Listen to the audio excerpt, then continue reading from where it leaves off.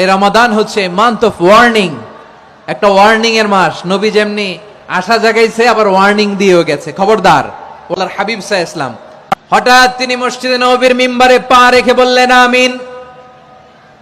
দ্বিতীয় ধাপে পা রেখে বললেন আমিন, তৃতীয় ধাপে পা রেখে বললেন আমিন। সাহাবারা অবাক হয়ে বললেন, ইয়া রাসূলুল্লাহ, ইয়া হাবিবাল্লাহ, তিনবার শুধু আমিন আমিন পড়লেন, আমাদেরকে জানিয়ে দেন কেন আপনি তিনবার আমিন বললেন।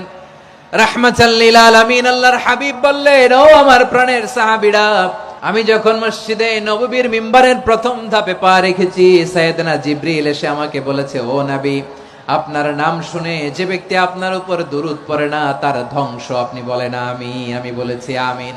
দ্বিতীয় ধাপে পা রাখার পর সাইয়েদনা জিবরিল বললেন, ইয়া রাসূলুল্লাহ, মাতা পিতাকে বার্ধক্য অবস্থায় পেয়ে তাদের সেবা করে, তাদের সাথে সদাচরণ করে যে সন্তান জান্নাত কামাতে পারলো না, তার জন্য ধ্বংস। আপনি বলেন আমিন। আমি বলেছি আমিন। আবার মিম্বারের তৃতীয় ধাপে ঠিক যখনই আমি পা রাখলাম, সাইয়েদনা জিবরাইল বললেন, নবী, রমজান মাস পাওয়ার পরে এই মাসে ইবাদত করে যে ব্যক্তি নিজের গুনাহ মাফ করাতে পারলো না, তার জন্য ধ্বংস। আপনি আওয়াজ করে পড়েন আমিন।